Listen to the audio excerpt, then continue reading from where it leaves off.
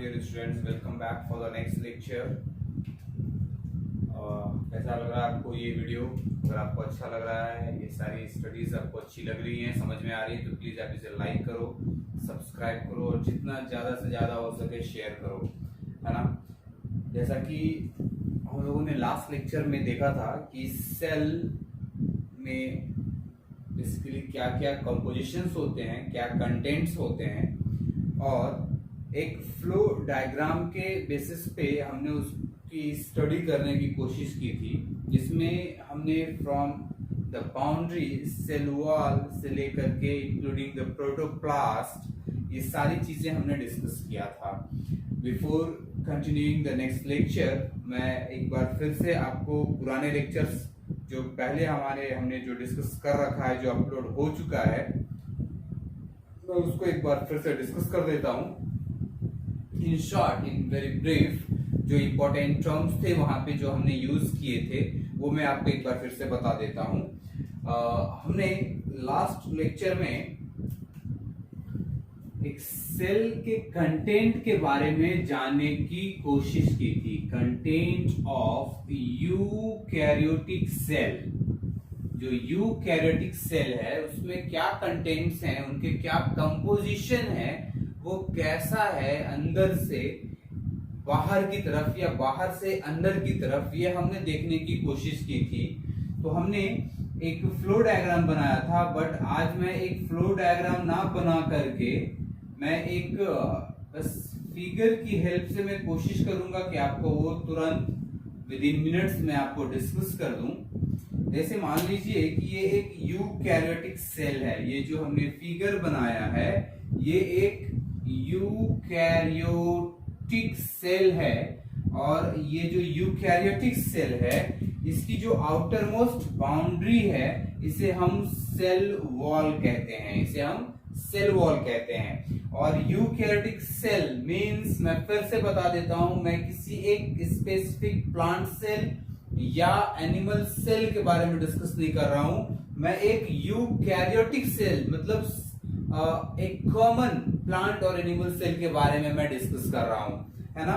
तो eukaryotic cell में plant भी आएगा, एनिमल्स भी आएंगे, और अगर प्लांट होगा तो वहां पे सेल वॉल भी होगा, तो आप प्लीज से कंफ्यूज ना करें।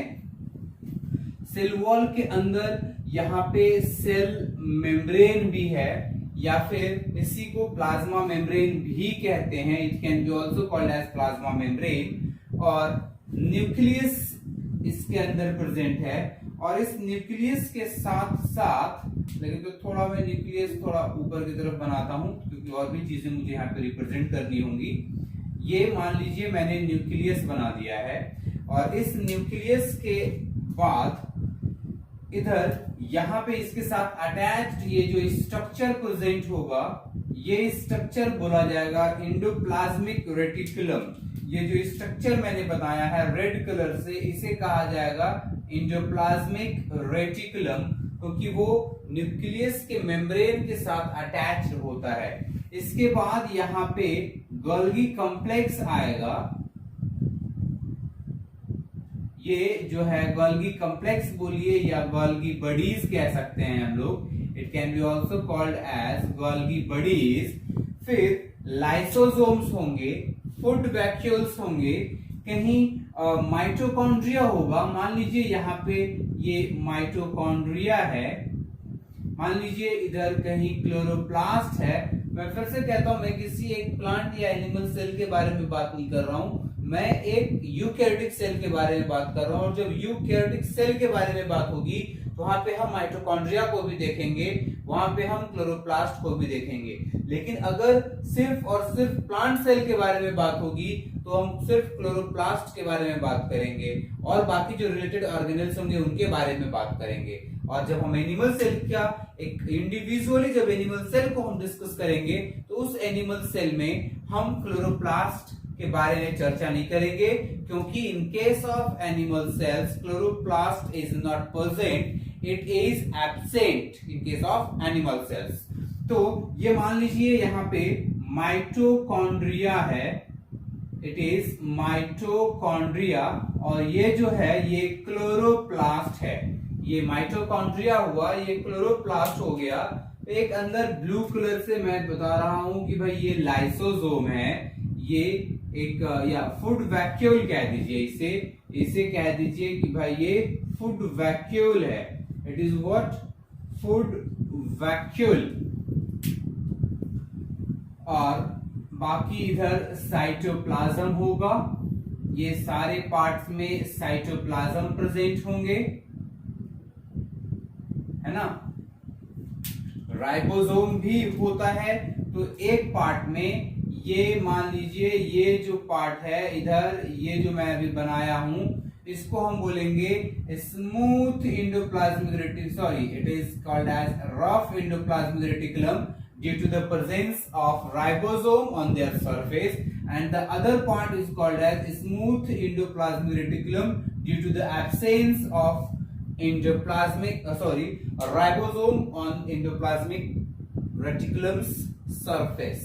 Okay, अब इसको समझने के लिए मैं एक आइसक्रीम का एग्जांपल लेता हूं कि रफ एंडोप्लाज्मिक रेटिकुलम और स्मूथ एंडोप्लाज्मिक रेटिकुलम में बेसिकली डिफरेंस कैसा होता है। आप अगर एक वैनिला लेते हैं, है ना, आप वैनिला को यूज करते हैं, तो वैनिला खाने में क्या लगता है, एकदम पूरा स्मूथ है, कहीं भी छोटा सा भी कोई परेशानी, कुछ हार्ड सब्सटेंस वहां पे नहीं मिलता है।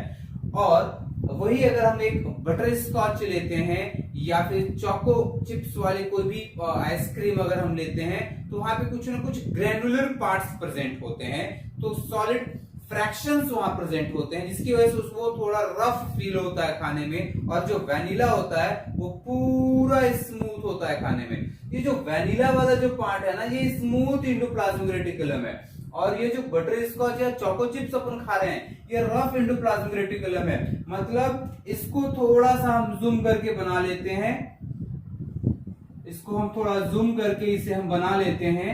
ये देखिए, ये एक ऐसा स्ट्रक्चर बन जाएगा, ये एक ऐसा स्ट्रक्चर बन जाएगा,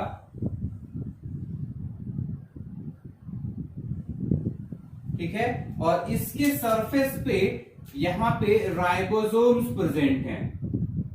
there is the presence of ribosome on one surface और दूसरा पार्ट फ्री है। तो ये जो पार्ट होगा, this is what called as rough endoplasmic reticulum. Rough endoplasmic reticulum, इसको मैं ऐसा डिवाइड कर देता हूं,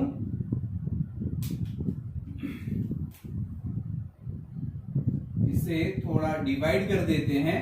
तो ये देखिए, ये पूरा हो गया रफ एंडोप्लाज्मिक रेटिकुलम, और इसका जो दूसरा हिस्सा होगा उसे हम कहेंगे स्मूथ एंडोप्लाज्मिक रेटिकुलम, क्योंकि इधर राइबोसोम्स प्रेजेंट नहीं है।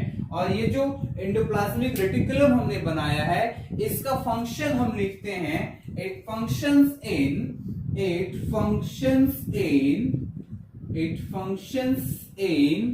the formation of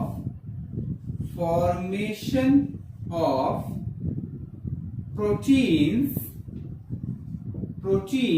and lipids या फैट कह सकते हैं, है ना। क्यों? क्योंकि ये जो इन राइबोसोम्स हैं, राइबोसोम जनरली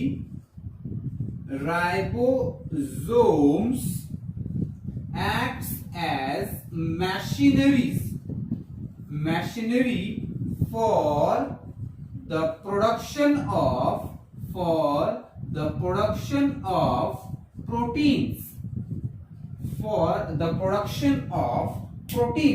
प्रोटीन्स की फॉर्मेशन के लिए ये जो राइबोसोम है एक मशीनरी के जैसा वर्क करता है, एक फैक्ट्री के जैसा वर्क करता है। और ये राइबोसोम कहां है?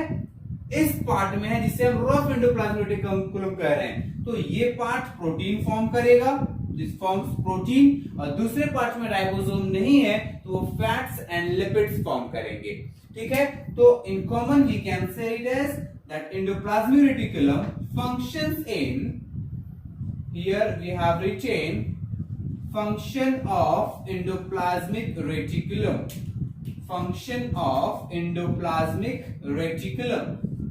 ठीक है। तो यहां पे हमने क्या लिखा? Formation of proteins, fats and lipids, okay. उसके बाद ये जो माइटोकॉन्ड्रिया हमने बनाया है, ये माइटोकॉन्ड्रिया को हम कहते हैं kitchen of the cell. This is what called as kitchen of the cell.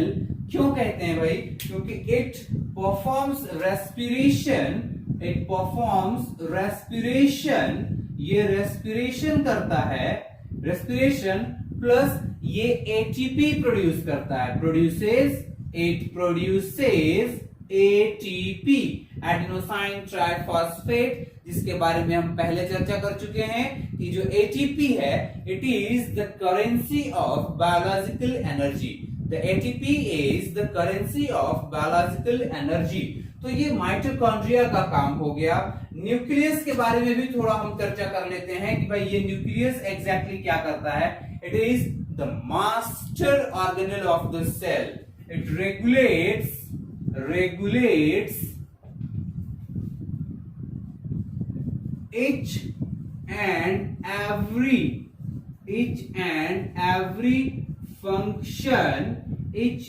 every function of the cell। Cell के जितने भी फंक्शंस होंगे, like these functions like respiration,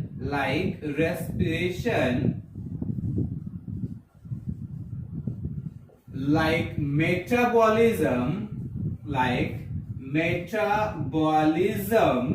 like cell division, etc, excretion, जो भी हो, हर एक चीज, जितने भी पार्ट्स होंगे, जितने भी फंक्शंस होंगे एक सेल के अंदर, वो सब न्यूक्लियस ही रेगुलेट करेगा। It can be also called as brain of the cell. It can be also called as brain of the cell or master organ of the cell. It can be also called as brain of the cell or master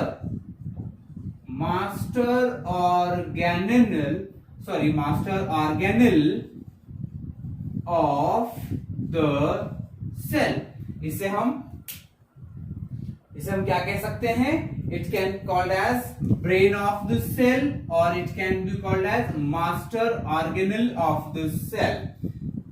ये सारे functions regulate करता है cell के अंदर कि cell कब divide करेगा, कैसे डिवाइड करेगा, डिवीजन के लिए उसे क्या चाहिए होगा, वो ट्रांसक्रिप्शन को रेगुलेट करेगा, वो ट्रांसलेशन को रेगुलेट करेगा, रेप्लिकेशन को रेगुलेट करेगा। Means each and every functions of the cell which is occurring inside a cell is what regulated by the nucleus, the brain of the cell or the master organelle of the cell।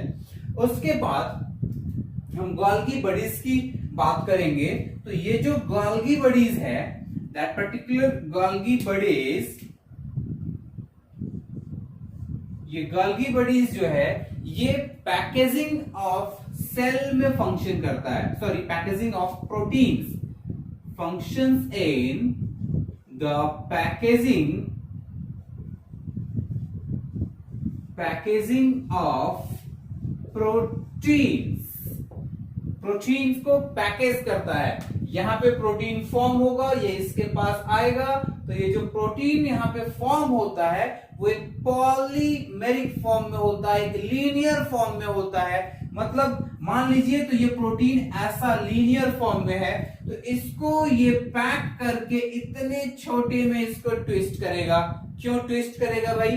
क्यों इसको modify करेगा? क्योंकि cell के अंदर जो intracellular spaces हैं, it is very limited, और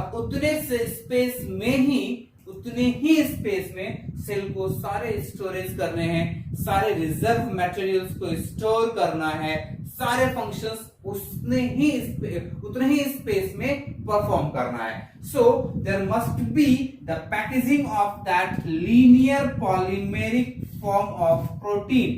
linear polymeric form of protein. Linear बोले तो ये लंबा है, इसको मॉडिफाई कर दिया। यहां पे इसने क्या किया? प्रोटीन का हुआ है मॉडिफिकेशन, और ये किसके थ्रू हो रहा है भाई? तो गोल्गी कॉम्प्लेक्स या गोल्गी बॉडीज, जिसका नाम इसको डिस्कवर करने वाले साइंटिस्ट कैमेलियो गोल्गी के ऊपर रखा गया है। ठीक है, ये तो आप जान ही रहे हैं कि सेल मेम्ब्रेन है, ये एक बाउंड्री प्रोवाइड करेगा सेल को, मटेरियल्स को एक इंट्रासेलुलर स्पेस से या इंटरसेलुलर स्पेस से एक्सचेंज ऑफ मटेरियल्स में फंक्शन करेगा। ये सेलेक्टिवली परमीबल होता है। दैट प्लाज्मा मेम्ब्रेन और cell membrane is selectively permeable, मतलब, और इसे हम सेमी परमिएबल भी कह सकते हैं। We can also say it as semi permeable. Why? Because that structure does not allow all the materials to pass into the cell, और it also does not allow the materials to pass from the cell into the surrounding। मैंने क्या कहा? ये जो plasma membrane है, ये plasma membrane ना ही cell के अंदर से बाहर जाने देगा मटेरियल को, और ना ही बाहर से अंदर आने देगा मटेरियल को, लेकिन सारे मटेरियल के साथ ऐसा नहीं करेगा। जो रिक्वायर्ड होगा, मैंने टर्म यूज किया है सेलेक्टिवली, मतलब it is very selective structure. It is very selective structure. It better knows that which substance or which molecule should pass from the cell or which molecule should allowed from the surrounding into the cell। कौन से molecule को cell से बाहर release out करना है और कौन से मॉलिक्यूल को सेल के बाहर से अंदर की तरफ लेना है, मतलब इस सराउंडिंग से अंदर की तरफ लेना है, ये बहुत बेहतर तरीके से जानता है। That's why it is called as selectively permeable और semi permeable membrane. Cell wall जो है, सेल वॉल काफी टफ होता है। It is tough and rigid structure। Cell wall is what? Tough and rigid structure which provide strength to the cell and present in case of plant cell।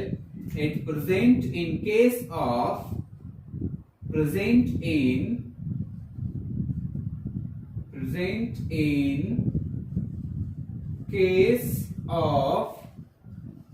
plant cell।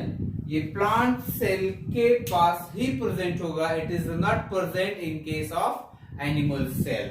Animal cells generally lacks the cell wall, but the plant cells have the cell wall structure. Okay, उसके बाद ये food vacuole, ये storage में function करेगा। Temporary storage, temporary situation, temporary time के लिए store कर सकता है मटेरियल को।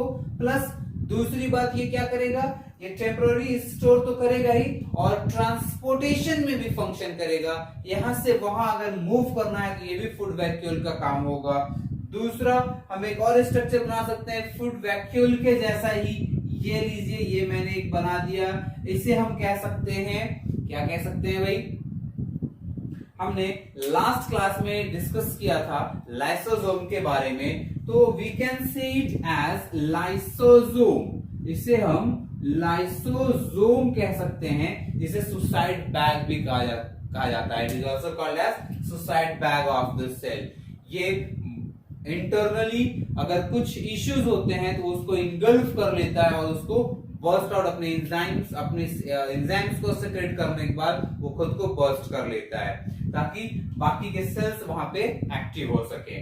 यहाँ पे क्लोरोप्लास्ट बच गया है। क्लोरोप्लास्ट मैं यहाँ पे लिखने की कोशिश करता हूं। Here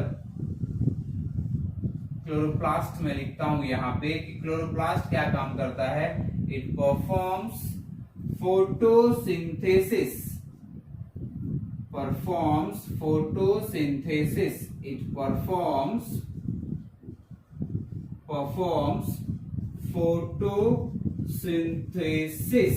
it performs photosynthesis by trapping by trapping sunlight, by trapping sunlight, मतलब इनके पास ऐसा कुछ स्ट्रक्चर प्रेजेंट है, ऐसी कुछ उनकी मॉर्फोलॉजी है जो कि हेल्प करती है कि वो सनलाइट को ट्रैप कर सकें. And one of the morphology we can write here and we better know also ये क्या है. ये they have pigments, they have pigments. ये हम जानते हैं कि इनके पास क्या है भाई, they have pigments, pigments like chlorophyll, pigments like chlorophyll is present, and that pigment, that chlorophyll generally functions in the trapping of sunlight. It favors the cell or favors the chloroplast, the cell organelle in trapping the sunlight. अगर pigment present नहीं होगा तो वो sunlight को absorb नहीं कर सकता, उनको ट्रैप नहीं कर सकता.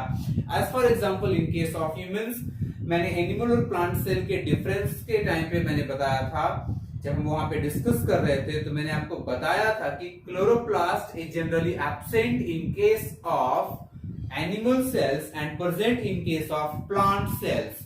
तो उनके पास अगर पिगमेंट प्रेजेंट है, अगर क्लोरोप्लास्ट प्रेजेंट है तो पिगमेंट प्रेजेंट है, और अगर पिगमेंट प्रेजेंट है तो वो सनलाइट को ट्रैप करेगा, और सनलाइट की ट्रैपिंग अगर वो कर पा रहा है तो it is capable of performing photosynthesis, the formation of organic substance by fixation of carbon dioxide is called as photosynthesis. मैंने क्या बोला, the formation of organic substance like glucose C6H12O6 is produced by the fixation of carbon dioxide. Maximum the number of CO2 fixed, maximum is the formation of the glucose molecule. जितना ज्यादा carbon molecule fix होगा water के साथ, उतना ही ज्यादा glucose molecule के formation होंगे. तो ये एक लास्ट क्लास को भी थोड़ा मैंने आपको ब्रीफ कर दिया, बाकी चीजों को मैं बता दिया. इसके अंदर और भी बहुत स्ट्रक्चर्स हैं, सेंट्रियोल्स हैं, इनके पास माइक्रोट्यूब्यूल्स हैं, माइक्रोफिलामेंट्स हैं, but due to lack of space और we are discussing here is only the basic concepts, the fundamental concepts, which comes under the foundation course. So I'm not going to discuss all things in detail. Just I have given the brief, और the next part जितने भी जिसके बारे में detail हम लोग पढ़ेंगे, हम फ्यूचर के लेक्चर्स में मैं आपको पूरा डिटेल में बताऊंगा, है ना. तो मैंने यहाँ पे डिस्कस किया है माइटोकॉन्ड्रिया के बारे में, जो रेस्पिरेशन करता है, जो एटीपी प्रोड्यूस करता है, उसको किचन ऑफ द सेल भी कहते हैं. मैंने डिस्कस किया न्यूक्लियस के बारे में, जिसको ब्रेन या master organ of the cell भी कहा जा सकता है, और ये रेगुलेट करता है सेल के हर एक फंक्शन को. यहाँ पे जीनोम भी प्रेजेंट होता है, जिसके अंदर न्यूक्लियोलस भी है, आरएनए भी प्रेजेंट होता है. मैंने डिस्कस किया ये एंडोप्लाज्मिक रेटिकुलम को, जो मैंने जूम करके यहाँ भी बनाया है. एक हिस्से को मैंने रफ एंडोप्लाज्मिक रेटिकुलम कहा है क्योंकि यहाँ राइबोसोम प्रेजेंट है, और दूसरे को मैंने स्मूथ एंडोप्लाज्मिक रेटिकुलम कहा है. और स्मूथ को मैंने कंपैरिजन किया है वैनिला आइसक्रीम से.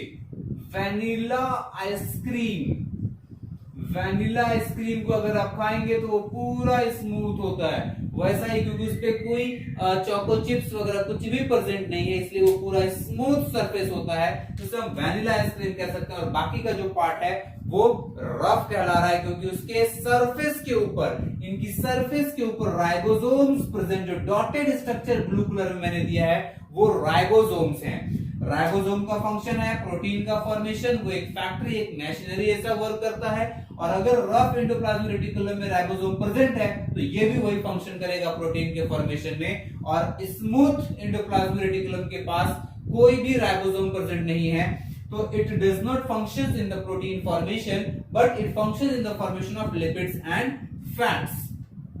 सो एंडोप्लाज्मिक रेटिकुलम के फंक्शन में मैंने ये दोनों भी चीजें आपको लिखा है, कॉमन फंक्शन हमने देखा है.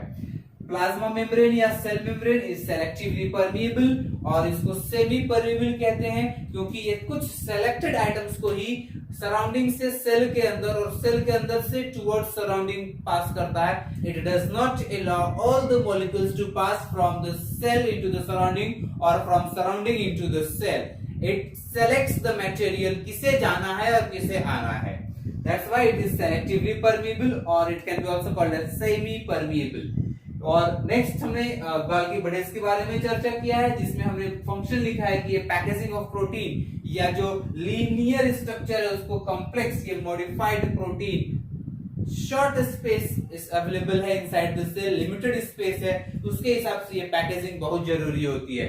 अब जैसा मान लीजिए एक एग्जांपल मैं लेता हूं, हम लोग कहीं घूमने जा रहे हैं, कुल्लू जा रहे हैं, मनाली जा रहे हैं, तो लॉकडाउन में कहीं नहीं जा सकते, लेकिन फिर भी अगर मान लीजिए पहले हम जाते थे या भविष्य में हम जाएंगे तो हम लोग अपनी पैकेजिंग करते हैं, कपड़े रखते हैं। आप कपड़े को दो तरीके से रख सकते हो। एक तरीका क्या है कि आप उसको अच्छे से प्रॉपर फोल्ड करो और सिस्टमेटिक वे में सूटकेस को रखो, और दूसरा तरीका क्या है कि आप पूरे कपड़े को एक जगह ऐसा उठाओ और सूटकेस में डाल दो।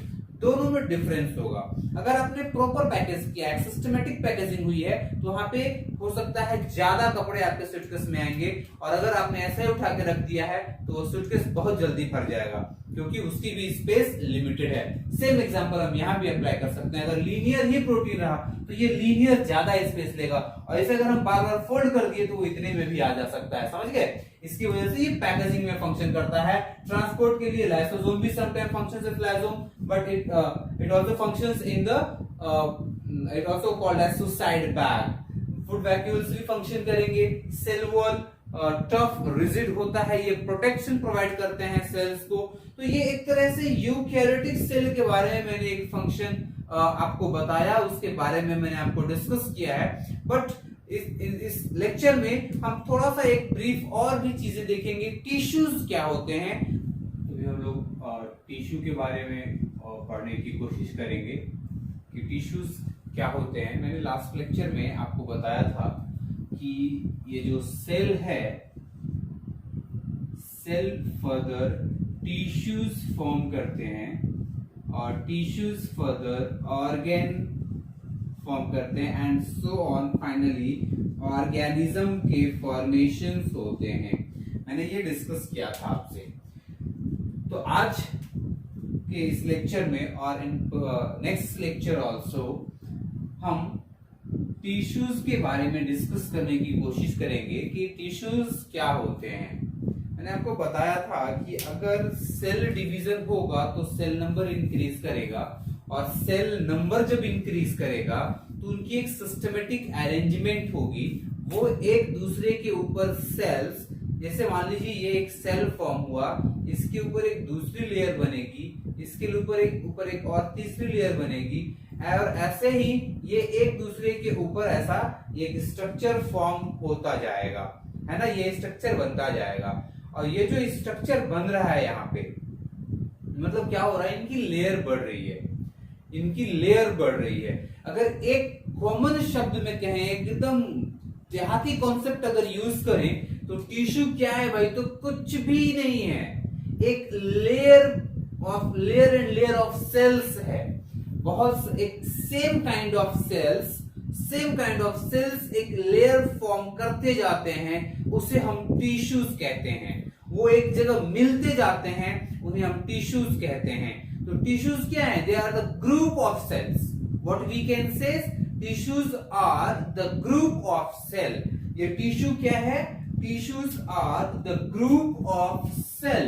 दे are the group of cells. Tissues are the group of cells which are formed from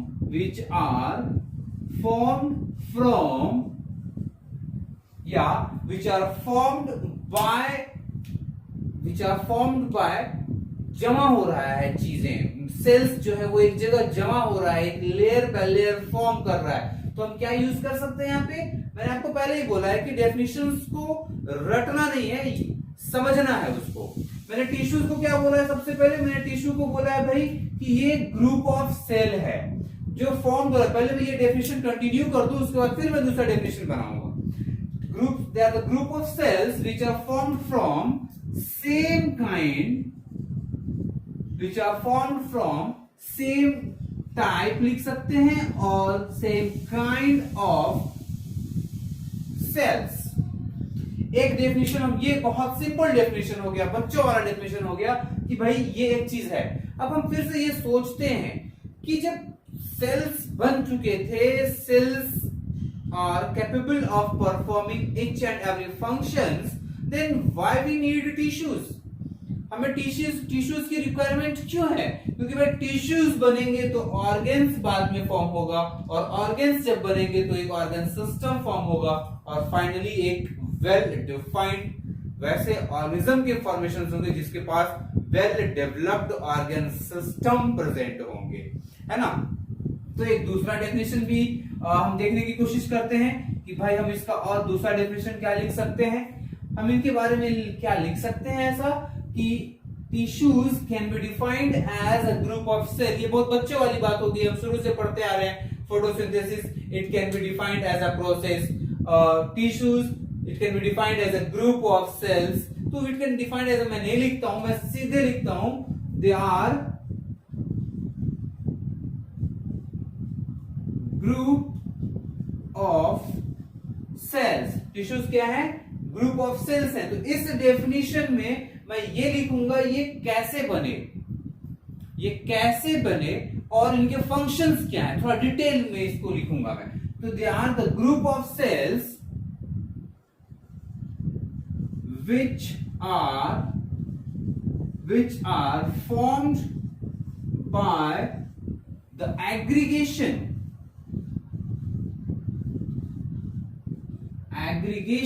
or accumulation। Before that मैं फिर से एक शब्द यहां लिखना चाहूंगा, systematic, by the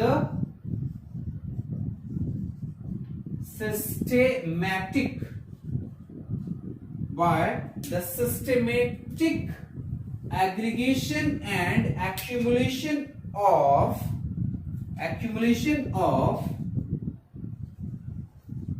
same kind of cells to perform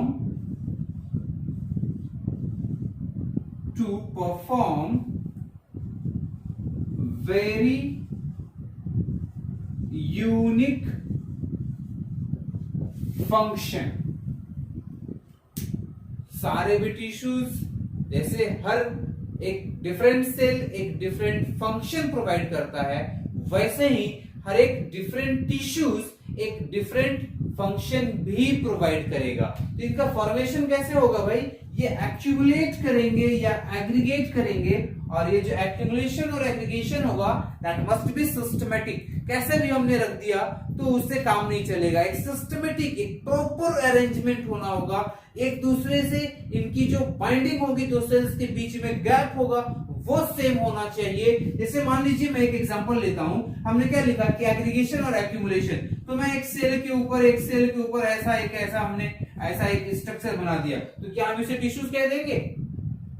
नहीं कहेंगे, बिल्कुल नहीं कहेंगे। ये टिश्यूज कभी नहीं कहला पाएगा, क्योंकि ये क्लम्प हो गया, एक जगह से एक तरह से जमा हो गया, ये ट्विस्ट फॉर्म हो गया, ये कोई प्रॉपर फंक्शन नहीं कर पाएगा। लेकिन अगर इसी सेल्स को मैं ऐसा जमा करता हूं, ये भी तो ग्रुप ऑफ सेल्स ही है, ये भी तो एक जगह एक्यूमुलेट ही हो रहा है, अरेंज हो रहा है, एक सिस्टमेटिक एग्रीगेशन ही तो है इनका।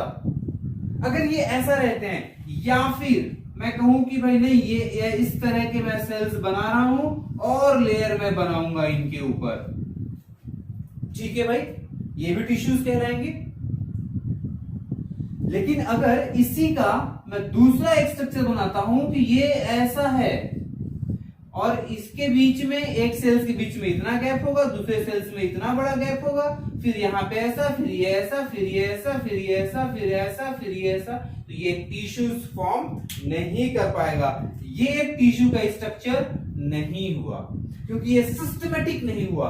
तो सेल्स के बीच में जो इंटरसेलुलर गैप होगा, मैंने टर्म यूज किया है इंटरसेलुलर, मैंने टर्म क्या यूज किया है? intercellular, and that intercellular means what? In between, inter college competition, दो कॉलेज के बीच में competition, international premier league, है ना, इंटर स्कूल कंपटीशन, दो स्कूल के बीच में कंपटीशन। तो जब इंटर सेलुलर शब्द यूज कर रहे हैं मतलब दो सेल्स के बीच में, ये दोनों सेल्स के बीच में, ये दोनों सेल्स के बीच में, ये दोनों सेल्स के बीच में, दो सेल्स के बीच में, तो ये जो गैप होगा दो सेल्स के बीच में, जो स्पेस प्रेजेंट होंगे वो सेम होने चाहिए, वो डिफरेंट नहीं होने चाहिए, वो uniform, the gap between the two cells और the intercellular spaces between the cells must be uniform to form a well developed, well defined tissues. The arrangement of cell should be systematic. So these are the few conditions of the formation of a tissue. समझ रहे बात? तो हम इसे कह सकते हैं it can be called as tissues. इसे भी हम टिश्यू कह सकते हैं, इसे टिश्यू नहीं कह पाएंगे, ये टिश्यू नहीं कहला पाएगा, इसे हम ट्यूमर कह सकते हैं। We can say it as tumour but we can not say it as tissue. ये ट्यूमरस स्ट्रक्चर है, ये क्लम्प्ड मास है, तो ये एक अरेंजमेंट नहीं है, ये एक एबनॉर्मलिटीज है। नेक्स्ट हम लोग एक और टर्म को स्टडी करेंगे यहाँ पे, जिसे कहते हैं histology. What is that histology? Histology किसे कहेंगे? हिस्टोलॉजी क्या है? ये टिश्यूज की स्टडी है। हिस्टोलॉजी क्या है? It is the study of tissues. कैसे करेंगे भाई? तो माइक्रोस्कोप के हेल्प से करेंगे। तो it is the microscopic study of tissues. मैं एक शब्द कह रहा हूं, ये क्या है? स्टडी ऑफ टिश्यू है। ये क्या है भाई? तो स्टडी ऑफ टिश्यू है। किसके हेल्प से? by the help of microscope।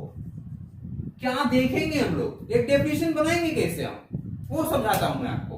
Histology study of tissue है by the help of microscope। और क्या चाहिए? क्यों हम इसको पढ़ेंगे? किस चीज के बारे में पढ़ेंगे? तो हम इसमें पढ़ेंगे ऑर्गेनाइजेशन,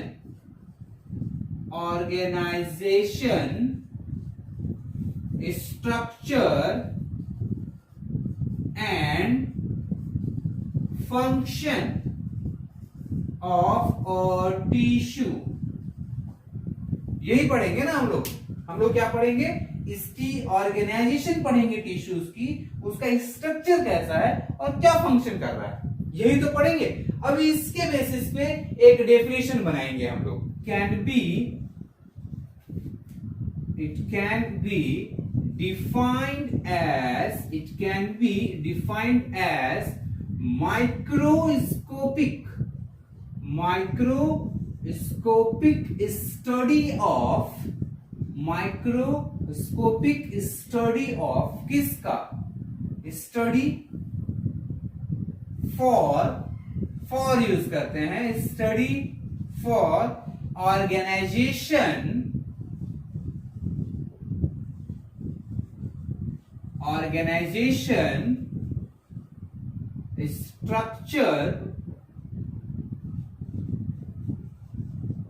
structure and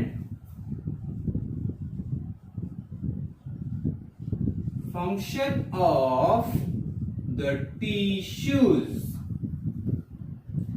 बन गया ना डेफिनेशन कि क्या है भाई, है ना? फॉर्म हो गया डेफिनेशन। क्या फॉर्म ने बनाया? It can be defined as microscopic study for organisation, structure and function of the tissues. तो इस स्टडी को क्या कहेंगे? हिस्टोलॉजी कहेंगे। उसमें हम बायोप्सी एक कटर यूज करते हैं, इसको माइक्रोटोम कहते हैं। उससे कट करके उसको उसकी वैक्सिंग करते हैं, वैक्स से उसे लोड करते हैं, फिर माइक्रोटोम से कट करते हैं, स्टेन करते हैं और फिर माइक्रोस्कोप में देखते हैं। तो एक बहुत प्यारा स्टेप है। जब आप उस टिश्यूज को, रियल टिश्यूज को देखोगे तो आपको रियली देखकर काफी मजा आएगा। ये जो टिश्यूज है, एक शॉर्ट ब्रीफ करता हूं, बाकी हम लोग नेक्स्ट लेक्चर में देखेंगे। टिश्यूज जो है वो 4 कैटेगरी की होती है। एक होता है एपिथेलियल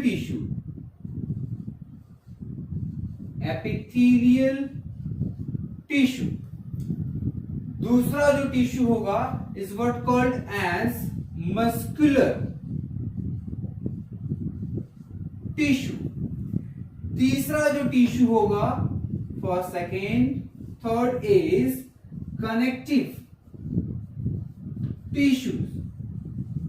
और जो चौथी कैटेगरी होगी उसे हम कहेंगे नर्वस टिश्यू।